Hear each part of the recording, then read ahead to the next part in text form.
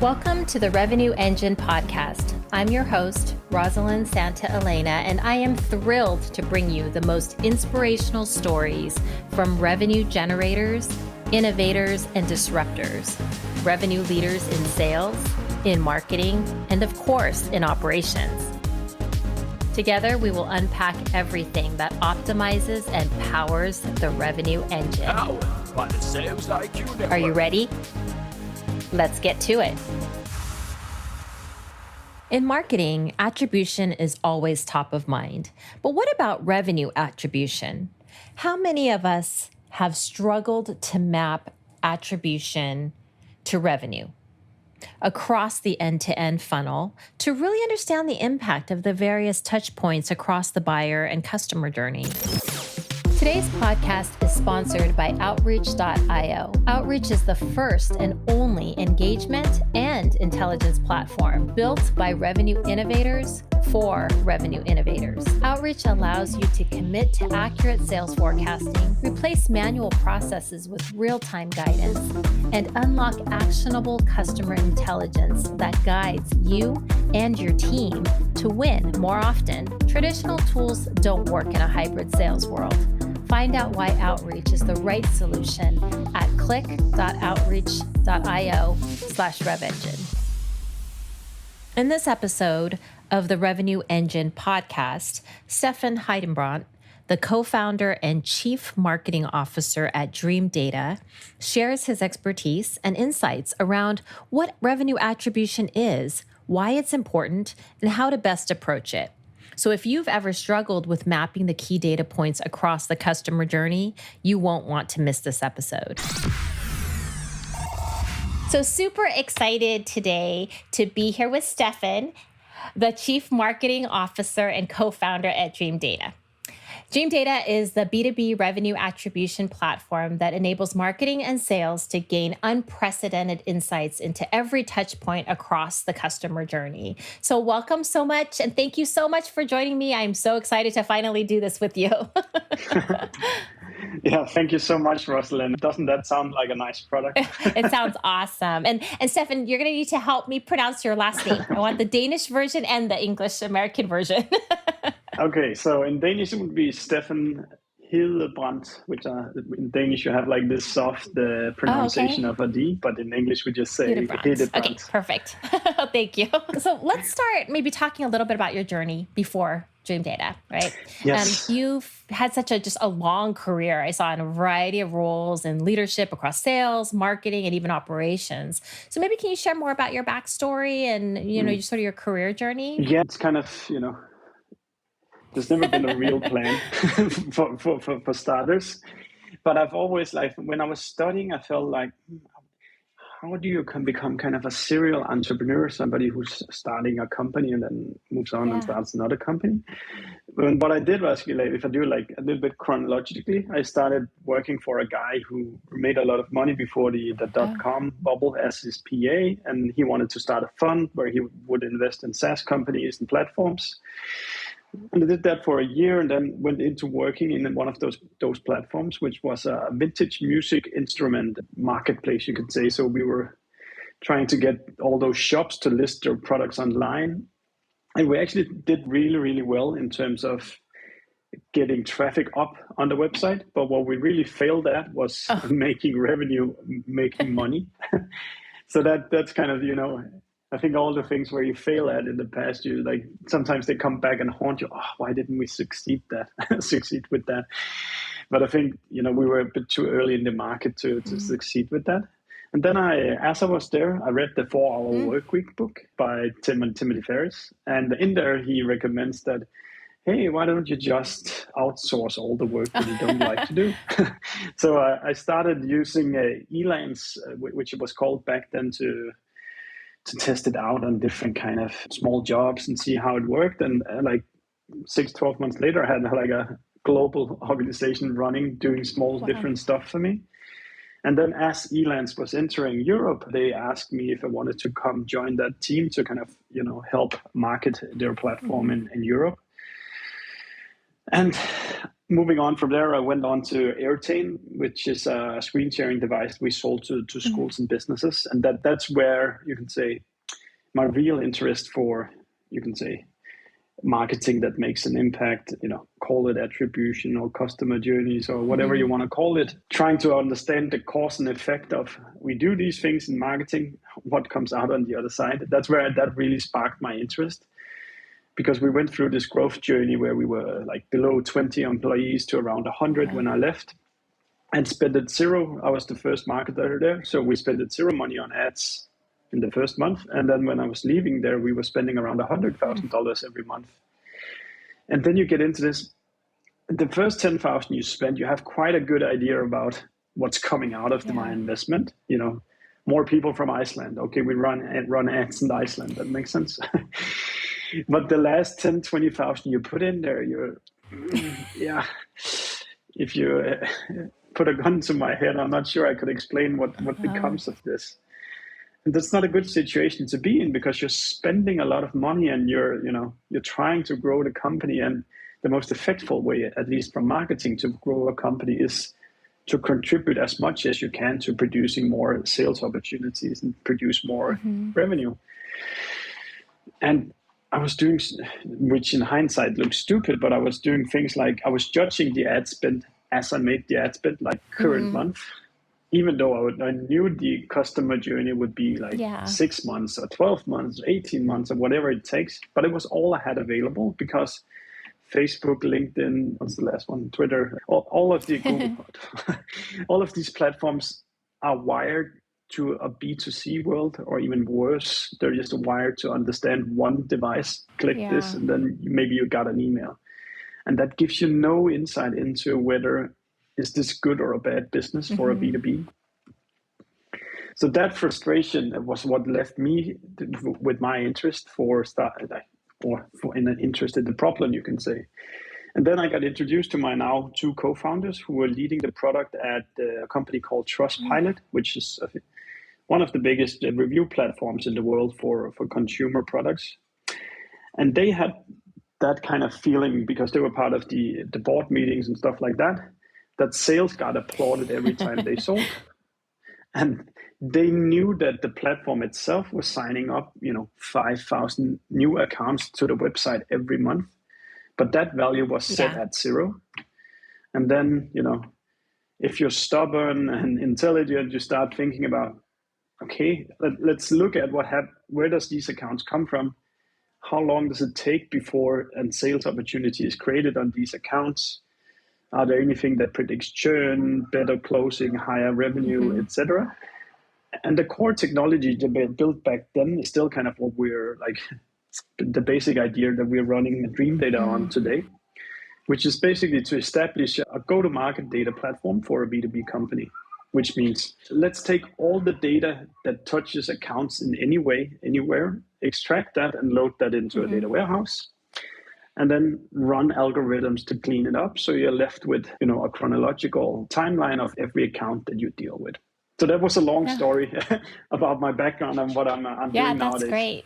That's great. I think that's a great way to, kind of frame up sort of how you landed where you landed. And I love that story about the, how sales always gets all the applause and the celebrations, but, sometimes you forget all the work that had to happen, from everybody across the teams, but especially from a marketing perspective. So you talked about this a little bit, about how you and your co-founders, started the company. You talked a little bit about kind of that marketing and getting all that data into a certain place. Like, was there, was there particular, like some type of specific problem more so? Maybe you could talk a little bit more about that, about, maybe that problem that you were trying to solve and sort of that kind of that aha moment people always have when they decide, oh, we're going to start a company together. What was that?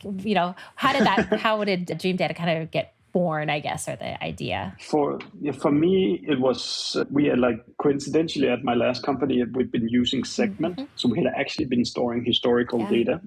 So as I got introduced to my two co-founders, we allowed them access into, our database and they ran their very ugly prototype, completely wrapped with it, bolts and everything on our data. And what I suddenly could see was that the ad spend I made over here Mm. actually yielded more revenue than I expected.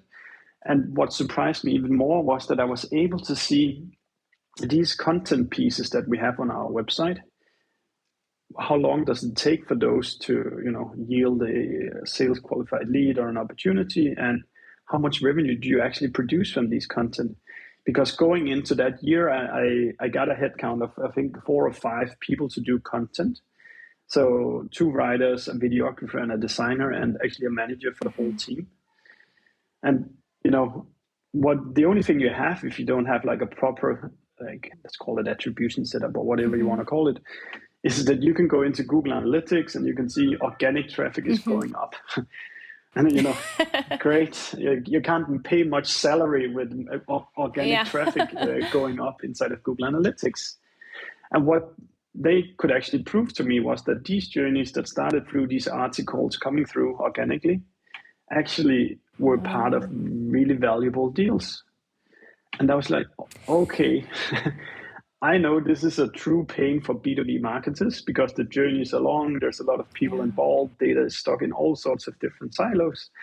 So, I mean, like, if we could, raise a bit of money, build a proper product around this, I knew the problem is a really real Yeah. problem. And there will be a lot of other people just in my situation trying to solve this Yeah. as well. Yeah. I love that. I love that. We talk about attribution a lot, and it's such a, I think it's just becoming increasingly challenging, right? And really difficult to understand sort of Yeah. what's happening. You mentioned sort of across the end-to-end funnel, how attribution gets aligned to Mm. revenue, right? Because it's much more than just Yeah. marketing effort, right? Because there's touch points across the entire Yeah. customer journey. 100%. But it's Yeah. so hard, right? I think it's just so hard sometimes to follow that Mm. journey. So I guess maybe we could take a step back and say, what does revenue sort of attribution mean to you? And how do you think revenue leaders should really be Yeah. thinking about this? Good question, Rosalyn. So first of all, let me just state that we're not trying to invent something magical. I love that cup that is floating around LinkedIn once in a while.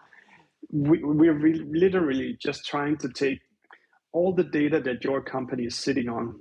Let's extract that from all the silos that it's sitting Yep. within, and let's build an account-based timeline out of it. And what we refer to as attribution here is really this journey started with Steffen coming from this company. Then a week later, Rosalyn joined the demo call, and then our 2 bosses came in and then signed a Mm. contract. And all those things has left a digital trace behind.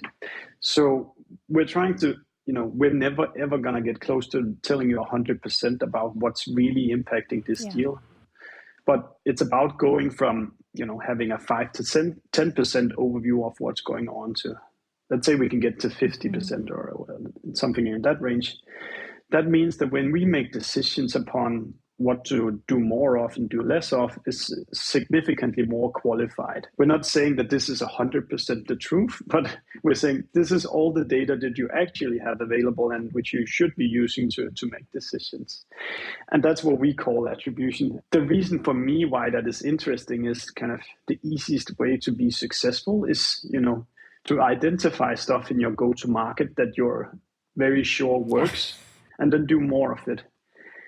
And then, in terms of just pure ad spend, so insane amounts of money are being wasted because the ad platforms have no way of telling you, how much revenue is coming out of this 6 months later. Mm. They're looking at a click that sits on one singular device, and if they're lucky, you've sent, a goal back to the ad Mm. platform. But there might be 5 people involved. There might be 190 days involved. Mm-hmm. There's salespeople. There's customer success, etc. So we are very deliberately talking about revenue attribution in our Mm-hmm. company, which means any touch that touches an account, because we don't think that you can do like a 6-figure or 7-figure B2B deal with a click on a Yeah. Facebook ad. Yeah. That would be ridiculous. But we're just trying to connect the dots that you do have available. And there's always stuff that is significant, either in a positive or a negative Got sense. it. Got it. That makes a lot of sense. I guess maybe when it comes to this type of attribution, like, I know obviously you work with the different organizations. Like, what are you seeing, I guess, organizations doing right? around this kind of mapping these touch points, and what do you see them doing wrong? Yeah, so let's start with the Yeah. negative or the wrong one. I think in general the problem about B2B attribution is grossly underestimated because people think that Facebook, LinkedIn, etc. can tell them what's going on, but they can't. Google Analytics can't. Even the CRM system, original source is completely wrong. When we have a demo call booked in our company, it takes an average of 4 sessions on the website. So if it's 4 sessions, then the first one is typically some kind of marketing related activity, organic, paid, referral. Then the next time might be an organic visit. Somebody typed in Dreamdata in Google. And then the last 2 visits would be direct, and then a conversion to a demo call. Got it. If you look in the original source, it's capturing the session in which the demo call is booked. And it's nice that the demo call is booked, but you're completely left blind in terms of what led to that demo call. So if you don't know that, then either you're, severely wasting money because you have no clue how it connects, or you're growing your company a lot slower than what you actually could be doing. So that's kind of, I think that's what a lot of people is underestimating, and I think we're doing our best to educate. And if you start following me on LinkedIn, you'll see I'm almost every day raving about this. What we see our best customers do is actually when you get that data infrastructure in place, you can completely outgrow your competition. And that's everything from your automated outbound, where you can continuously test messaging, which of this messaging actually ends up going to opportunity and to sold, which of this messaging never reaches this way. So you just tag your mails up nicely with UTMs, and then you know how far it flowed through. You could be investing 3, 4, 5 times as much in your marketing campaigns, or you can shift 50% of the budget over to other stuff, or you can just save those money. And a company can only use its money once. So maybe it's not marketing you want to put them into. Maybe it's actually customer success or a solution engineer or salesperson. So we're just trying to help you be as efficient about your go-to-market as you can. I love that. And then, for anything, don't forget to add common sense and gut feeling. I've made so many mistakes trusting data too much in my life. So be sure to double check with your colleagues. And I'm seeing this. Is this too good to be true? Yeah, it probably is. So never forget your experience and gut feeling while looking at data. Yeah, that's great advice. I love that. I think that's really important because you can't just look at the data, right? It's always kind of a blend of data and insights and then that experience. Yeah. So let's talk about having that level of insight. So when you have that level of insight into the customer journey, I mean, there's just so many benefits, right? You're unlocking so many things from optimizing spend, like you were talking about. You get better conversion rates. Hopefully you're shortening deal cycles, and ultimately you're accelerating growth, but you're also improving that customer. So from your perspective, what are some of the other benefits or some of the benefits that, having this revenue attribution visibility, what does that provide? So obviously I'm I'm mainly talking positive about this, and I really believe in it because I can see how our good customers benefit from it. We just before the summer released some benchmarks based out of all our customers, and the average B2B customer journey turns out to be 192 days from the first touch until a deal is won. And within that scope, it's actually the identified phase. The sales phase is only half of that journey. So, typically when you ask a salesperson, how long is your customer journey? What they're basically replying you is, a lead came in on this day and I won the account X amount later. But we can see that a real journey is actually twice or more longer of that time. And if you don't understand that mechanic, then, if you want to produce predictable revenue, you're way behind the demand you need to generate to salespeople to actually hit the budget next quarter. Or like when you're running all your growth and marketing experiments, you risk stopping stuff way too early because you haven't actually seen that the sales cycle has ended, or you've actually given it too much time. So let's quit this experiment and let's save the rest of our. Yeah, yeah, I love that. Maybe can you talk a little bit about, sort of what Dream Data does and sort of how Dream Data, I guess, is helping businesses realize some of those benefits much sooner? Yeah. So like in the engine room of our algorithms is this B2B go-to-market data platform. So we extract all the data that you have available in all your tools, typically your CRM, marketing automation, CS, outreach, website, ad platforms, etc. Get all of that out into the data warehouse, and then we build this account-based timeline. And we offer this then to our customers, where instead of them having your ops person or a data scientist, data engineers to do that work, we've done it for them. And then we've built an application on top of this that contains the most commonly used for marketers and B2B go-to-market. And in here, it's kind of, it's completely no code, so anybody can just click around. And right now we have 4 things that we offer from this. There's revenue analytics, which is all your RevOps numbers about how you make money, how long does it take, which segments, countries, industry, etc. And then there's the micro perspective, which is the account level. Here you can look at what are people doing in any system anywhere. So like typically Rosalyn might be in a sales meeting, but she might also be talking to CS and also clicking some emails. We've resoluted all those activities into one person. So you can see what are you doing, what are your colleagues doing from this account, and so forth. And our salespeople use this information all the time. So they can see if the account makes any movement anywhere. They can see what it is, when did they do it, etc. So they know what to reach out with. But we also know that kind of who are the lurking accounts, what do you want to do more or less of, etc. And then the last 2 buckets is content specific and paid specific. So all your activities there. The more techy of our customers actually use this information then together with reverse ETL tools. So they use this information about like typically an offline conversion. Somebody actually reached sales qualified lead at this stage. So let's push that click ID back into Google. So instead of you optimizing towards they clicked an ad and landed on your website, you're actually optimizing your clicks based on what went far down your pipeline. So there's a multitude of analysis you can do. It's kind of, it could be what's your best email, what moves people from MQL to SQL, etc. What are the most significant things that takes place there? Again, I'm not radically saying that anything is completely true, but we're trying to bring as much information about the customer journey up to our customers and then help them with some easy analysis on top of it.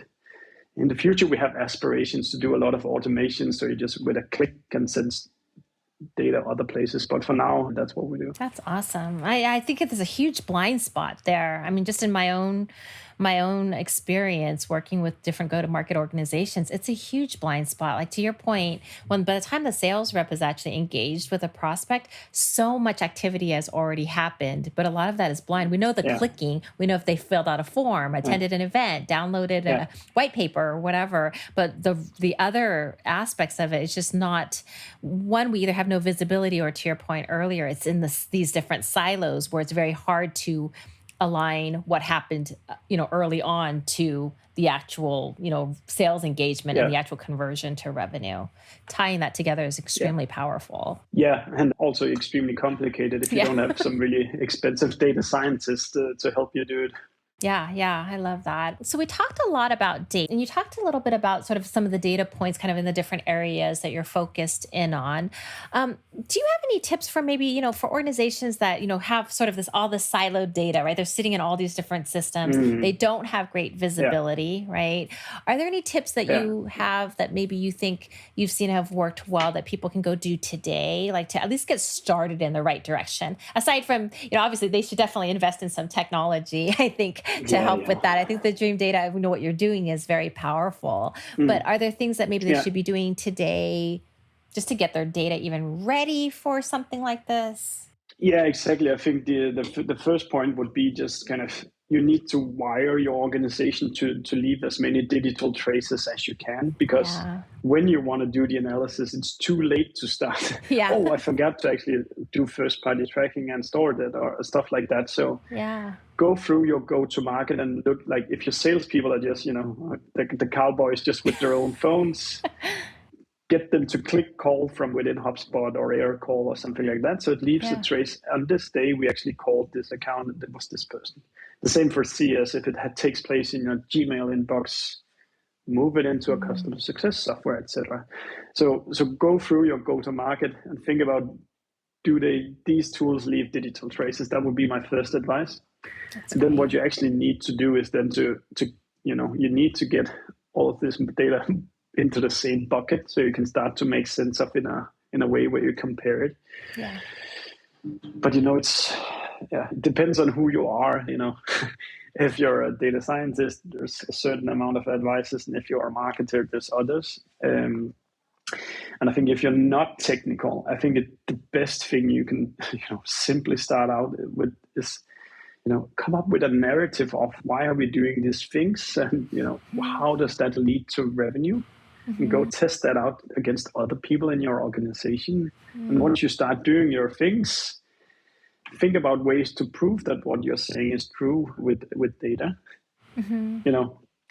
And if you cannot connect it all the way through to a sales pipeline, then maybe you can track demo calls, which often is a good proxy for revenue, etc. Yeah. So I don't know if that's a good or bad advice. That's great. I think that's great. No, I think that's really great advice, because that is stuff that you don't really think about. And I think a lot of times people think that, I need to analyze the data, and then they go find out that they don't have the data to analyze, right? Or they don't have the right data. They haven't been capturing, right, all of those data points. Yeah. And maybe I should just revisit, like, the platforms you use today are not account-based. They're not intended for B2B. So whatever you look at in LinkedIn, Google, Facebook, Google Analytics, they're looking at devices. They're not looking at an account or even just a person and all the devices you own. So actually that leads me, got my brain running again. But all this CDP, customer data platform technology, I think, it will be complete standard for any company to run stuff like this 5 years from now, because you need to keep a logbook of what is every customer doing or every person doing at all times. And because the ad platforms are not going to help, and you have all this intelligent tracking prevention that Apple is enforcing, which is just going to make life worse for the ad platforms. But a CDP is a different thing, because it's a technology you use to analyze what's taking place on my website. And at my best bet, that is not what Apple is trying to punish. They're not against you understanding what people read on your website. They're against the ad platforms retargeting people for 180 days and sharing the data with other providers and so forth. So this kind of move into first-party data with everything you can, stored it in a bucket, so it at least is there when you need it. When you're ready. Yeah, that's great advice. Thank you for sharing that. I think that's super helpful. As I think about the revenue engine, I think about this podcast, I'm always hoping that others will learn, obviously, how to accelerate revenue growth and power, the revenue engine. Maybe from your perspective, what are the top 2 or 3 things that you think, hey, all revenue leaders should really be thinking about today that are going to have the biggest impact on driving and accelerating revenue? So let's count this kind of rise of first-party data as number one, because people need to kind of not rely on third-party sources that can just take their data away. Yep. What else? Actually, I think that what was a game changer for our company was really taking it seriously to define an ideal customer profile. Oh gosh, your music to my ears. I was literally just having this conversation with somebody yesterday about how can you be selling if you don't even have your ICP defined? Oh my gosh. Yeah, and not even selling. I really think that it should be like a guiding strategy for your whole company. Yeah. And since we did that 1 or 2 years back now, everything has become so much easier. If you sit down and write, our ideal customers are these people. They work in this type of company, and these are the roles that they're in. Then all the decisions from marketing to sales to customer success to product become so much easier. Yes. Where should we do marketing? Well, it's these people, so let's find places where they are. And it's, you have your salespeople. you should not be trying to sell to somebody who looks like an antithesis to our ideal customer profile. So stop that. You're not allowed to work on those things. And because, if they succeeded with that sale, then they bring in a customer to see us that is like, here's a bad fit customer, try to make them happy. they will churn. So CS will waste their time on stuff that is just not set up to work. And it goes all the way through then to product as well. Mm-hmm. What technology, features, etc. are you building? You should be doing stuff that stacks on top of each other, instead of just building here and there for depending on whatever customer request comes in. So if you haven't done it already, you have to decide upon who's our ideal customer profile, and everybody in the company needs to understand who it is. Yeah. Yes, absolutely. Oh gosh, 100%. I literally, like I said, was having this conversation with somebody yesterday, and I was like, I can't believe you don't have your ICP defined, because all of those other things are dependent, right, upon that, at least to be efficient. Is there anything that maybe you wish you knew earlier, or maybe that you might do differently, like if you could do things all over again? I think one of the best things I've learned about marketing and growth is to scale insanely aggressively when you find something that works, because marketers cannot shut up, and we talk to each other all the time, go to conferences, post it on LinkedIn, etc. So there's always a honeymoon period of all sorts of tactics, and then it works like a marketplace. So when too many knows it, the price goes up, the platform shuts it down, etc.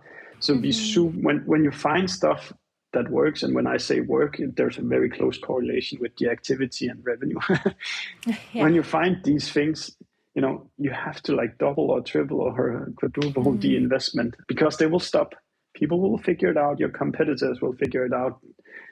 The economy goes up, and then everybody's buying Facebook ads, etc. Well, thank you so much for joining me. But as we wrap up, and before I let you go, I always ask two things. So one, what is the one thing about you that others would be surprised to learn?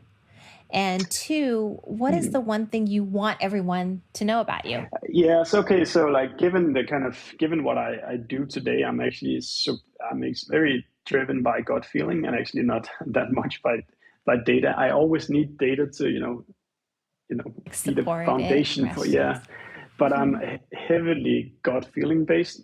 Does this make sense intuitively? Yes, then let's go ahead and do it. And running a revenue attribution platform, that might contradict a little bit. And then maybe, I'm not, what I wish people would know is that I really keep an open mind about most topics. So, there's, comms you do on LinkedIn to make it crisp and, travel far. But a really rounded, respect all sorts of opinion kind of guy when, you speak on a day-to-day level. And I think that's, gets a bit too blurred out sometimes on, the social media, that you have to be radically in some direction. But, most people you can have a beer with and have a decent conversation without firmly just believing in one thing. Yeah, I love that. Well, thank you so much for joining me today. And thank you so much for sharing just so many incredible insights. I think you've shared a lot of really great advice and a lot of great things for people to really think about, I think, around when they're driving the revenue engine, and especially from a marketing perspective and from a revenue attribution perspective, as well as from a data perspective. We touched so many different things. So really, really appreciate your time. And thank you for sharing your story. Thank you so much for letting me be here. Yeah, I've been following you for a long while, so it's a bit of an honor. Thank you. Thank you.